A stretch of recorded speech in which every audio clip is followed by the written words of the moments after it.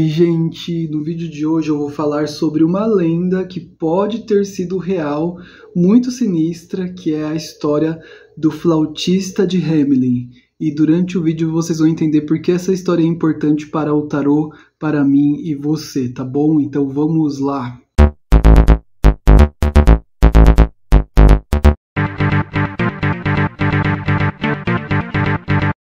Olha, no século XIII, um século muito doido, né? Pelo próprio número, talvez, né? O 13, foi assim, cheio de coisas, né? Que na Europa, principalmente, porque a gente vê a história muito pela perspectiva dos europeus desse período, né? A gente não fala muito do mundo, porque os registros chegam mais da Europa, né? É meio que uma convenção mundial de estudarmos a história europeia, né, e entendermos a Idade Média como um assunto deles ali, tá?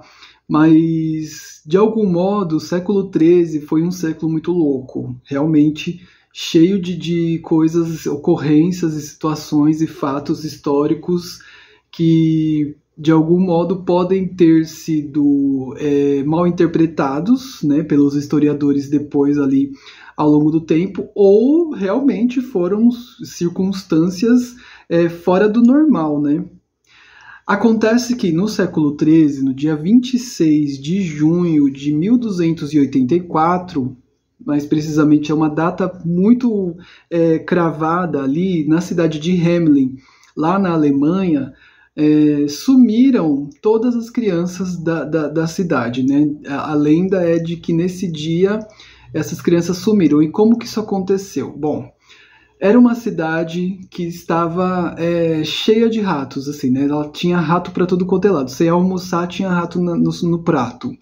Uma cidade que estava dominada por ratos, assim, uma peste muito forte. E aí, um camarada chega, né, um andarilho, e fala assim: olha, eu sou um caçador de ratos.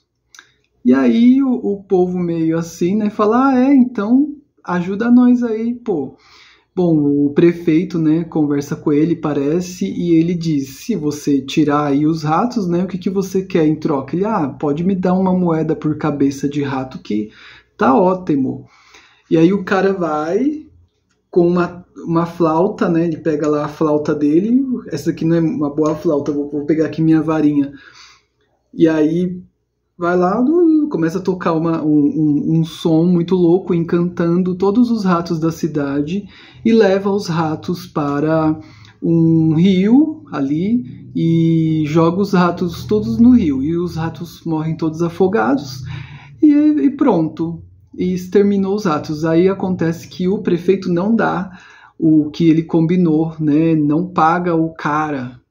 Aí o cara: não vai me pagar? Beleza. Aí nesse dia 26 ele vai lá, pega a flauta dele, ó, e leva todas as crianças embora da cidade, menina. Leva todo mundo, todos os jovens, e vai para uma caverna e deixa as crianças presas nesta caverna, tá? E fim da história.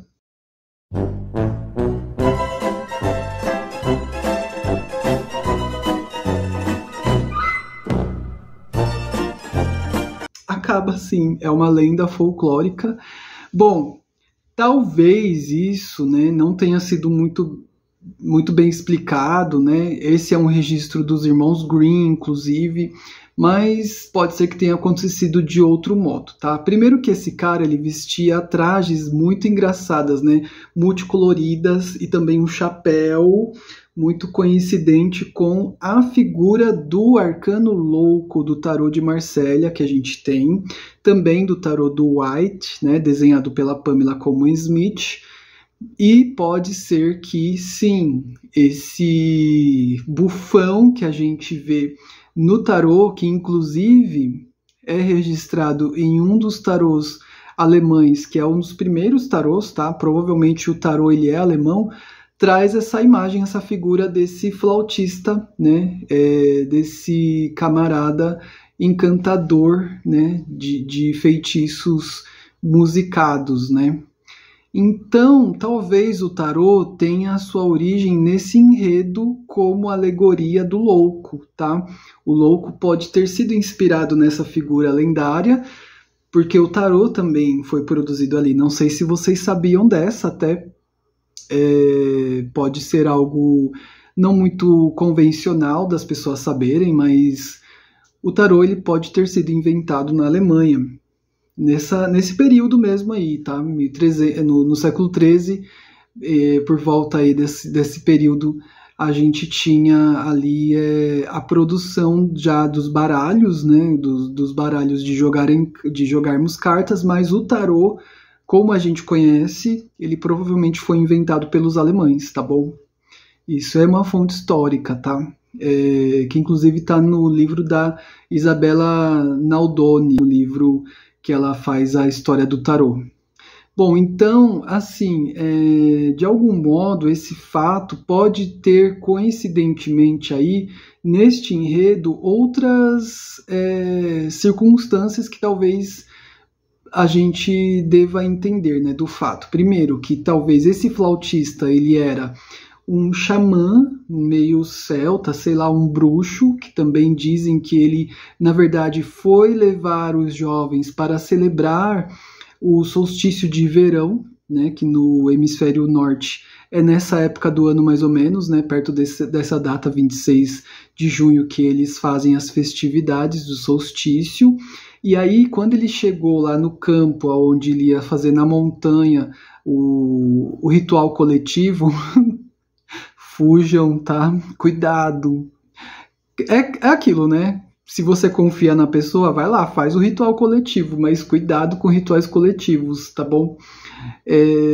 Dizem que ele foi lá levar esses jovens para fazer esse ritual coletivo na montanha e foram atacados por cristãos fervorosos, né? Meio que uma galera parecida com o André Valadão foi lá e atacou eles, e por conta disso todo mundo pereceu ali, e essa foi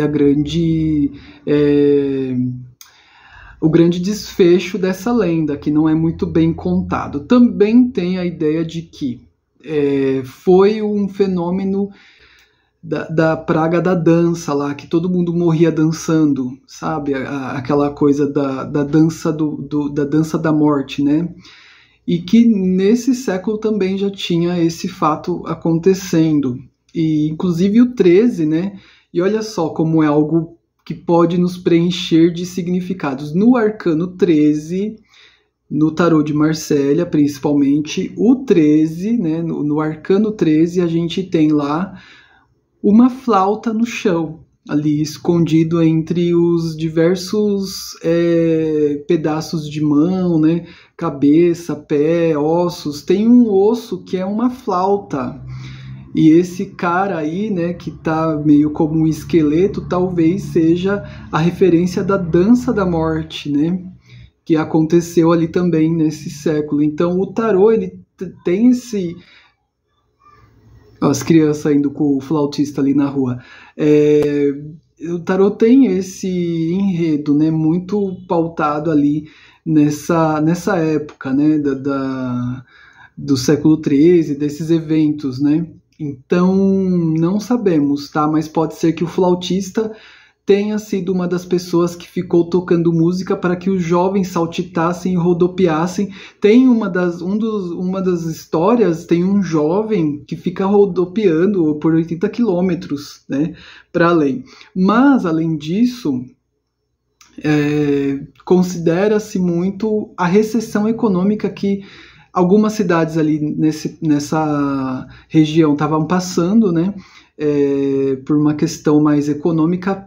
Muitos jovens fugiram da cidade, tá? Então, por isso que tem até tem um registro que fala, faz tantos dias que nossos jovens desapareceram, desde o dia 26, não sei o quê. Tem outro também que tem uma casa lá, que dizem que é a casa do flautista, e que tá lá escrito na porta, né, que ele levou os jovens e tudo mais. Então... é algo, talvez, sim, lendário, folclórico, mas pode ter acontecido. Então, mas, ao mesmo tempo, a gente tem inspiração para o tarô, né? Algo que inspirou o tarô na sua produção, tá? E que se manteve, né? Esse doido, né? Que vem com trajes multicoloridos, um chapéu engraçado, e o chapéu também, né? Do louco pode ser, não coincidentemente, uma espécie de relação com os loucos que eram colocados em barcos, né, que são as naus, tá? Que tem inclusive o livro, né? A nau, tá? Não é a nau, seus pervertidos. É a nau dos loucos. Podem pesquisar que tem esse livro também aí desse período. E do que acontece? Eles não tinham o que fazer com as pessoas que tinham esquizofrenia, né? Sei lá, demência e outras moléstias mentais, né, ou coisas psicóticas. E o que eles faziam? Eles colocavam as pessoas em barcos e colocavam a deriva mesmo no meio dos rios para que ficassem andando pelos rios por volta dos portos das cidades, e aí alguns dos loucos escapavam, né, e entravam nas cidades, e para eles serem identificados como loucos, eles colocavam esse chapéu engraçado que tem essas orelhas de burro. E aí não é à toa que a gente fala, né, nas cantigas, né, de roda, né, nas cirandas, orelha de burro, né, porque tem a ver com a pessoa que é muito, muito boba, né, o bobo da corte, o louco, figuras aí que podem ter surgido nesse mesmo processo, né, desse mesmo enredo histórico. Bom, era isso, tá, que eu queria deixar aqui registrado nesse vídeo para vocês terem uma ideia de como o tarô pode ter sido moldado, né, e como que o louco pode vir aí de uma fonte talvez não muito feliz da história, né, de uma tragédia muito grande, né, de um sumiço, desaparecimento, que dizem que foram 130, né, crianças que desapareceram nesse conto. Enfim, nós fui.